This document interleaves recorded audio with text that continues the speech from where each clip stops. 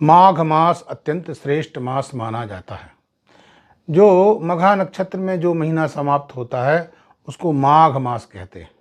संस्कृत में इसको तपाह के नाम से कहा गया है, अर्थात इस मास में तप करने से व्यक्ति पुण्य का अर्जन कर लेता है। और एक दृष्टि से यदि विचार करें तो माघ का मतलब माँ अघा, अघ यानी पाप। तो पाप कदापि व्यक्ति का स्पर्श नहीं कर सकता है जो माघ में नित्य स्नान करता है, नित्य दान करता है।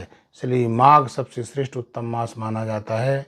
शास्त्रों में कहा गया है, दुख दारिद्र्य विनाशाय श्री विष्णु सुतोषणाय चा प्रातः स्नानम करोम्यद्य माघे पाप विनाशनम। माघ में जो व्यक्ति स्नान करता है पाप उसका स्पर्श नहीं कर सकता है। इसलिए माघ में स्नान करके प्रातःकाल सूर्योदय के पूर्व भगवान सूर्य को अर्घ्य देना चाहिए, हाथ जोड़ करके प्रार्थना करना चाहिए। सवित्रे प्रसवित्रे चा परमं धाम जले ममो तत्तेजसा परिभ्रष्टम पापम यातु सहस्त्रधा।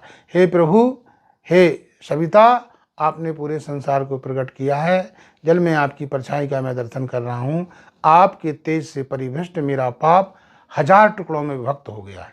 ऐसा कह करके भगवान सूर्य को अर्घ्य देना चाहिए, भूमि में शयन करना चाहिए। इस महीने में ब्राह्मण को भोजन कराना चाहिए, तिल का दान देना चाहिए, गर्म वस्त्र यदि दान कर सकते हैं तो उसको भी करना चाहिए, और मूली का भक्षण नहीं करना चाहिए। मूली का निषेध है। माघे यत्नेन संत्याज्यो मूलिकम मदिरोपमम पितॄणां देवतानां च मूलकम नैव दापयेत। माघ में जो मूली का भक्षण करता है उसको मदिरा अर्थात शराब पीने का पाप लगता है।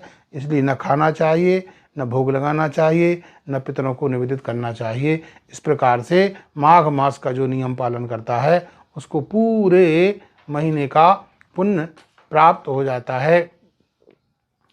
और यदि पूरे माघ में आप स्नान नहीं कर सकते हैं तो 15 दिन स्नान कीजिए, 15 दिन नहीं तो 5 दिन, एकादशी से लेकर के पूर्णिमा तक। यदि इतना भी नहीं कर सकते तो 3 दिन, पूर्णिमा, त्रयोदशी से पूर्णिमा।